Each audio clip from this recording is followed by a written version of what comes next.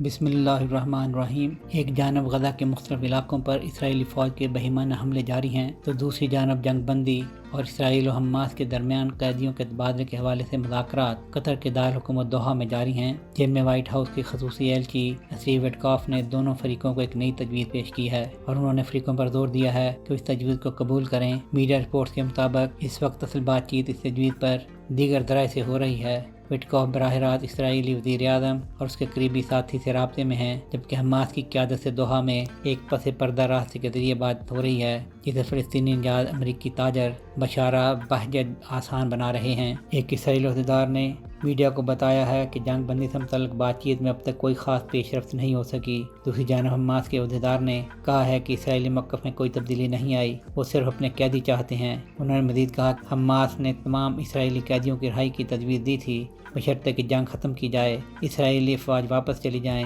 غزہ پر سے امدادی پابندیاں ختم کی جائیں اور فلسطینی قیدیوں کو رہا کیا جائے۔ جنگ بندی کے خاتمے کے بعد سے اسرائیل مسلسل اس بات پر زور دیتا آیا ہے کہ اس کا مقصد غزہ میں حماس کی عسکری و انتظامی صلاحیتوں کو مکمل خاتمہ ہے اور فوجی آپریشن اس ہدف کے حصول تک جاری رہے گا۔ یہی وجہ ہے کہ جنگ بندی کی بات چیت پیچیدہ سے پیچیدہ ہوتی جا رہی ہے، کیونکہ اطلاعات کے مطابق اسرائیلی افواج نے غزہ میں زمینی کارروائی کا دائرہ وسیع کر دیا ہے اور اسرائیلی فوج کی ایک خصوصی فورس نے خان یونس شہر کے وسط میں اسرائیلی قیدیوں کو نکالنے کا مشن انجام دیا ہے۔ تاہم ذرائع کے مطابق اس کارروائی کے دوران کوئی اسرائیلی یرغمالی رہا نہیں کرایا جا سکا، مگر اسرائیلی فضائی حملوں کی ایک نئی لہر خان یونس کے مختلف علاقوں کو اپنی لپیٹ میں لے رہی ہے۔ یہ ہیلی کاپٹروں نے آج 2 اور جنگی طیاروں نے ایک حملہ کیا، جبکہ مشرقی خان یونس پر شدید فائرنگ بھی کی گئی۔ اس کے علاوہ ایک فضائی حملے میں جنوبی غزہ میں ناصر ہسپتال اور اس کے قریب ایک پناہ گاہ اسکول کو نشانہ بنایا گیا۔ یہ زمینی صورتحال ایسے وقت میں سامنے آ رہی ہے جب گزشتہ روز اسرائیلی فوج نے اعلان کیا کہ اس کی زمینی فورسز نے شمالی اور جنوبی غزہ کے مختلف علاقوں میں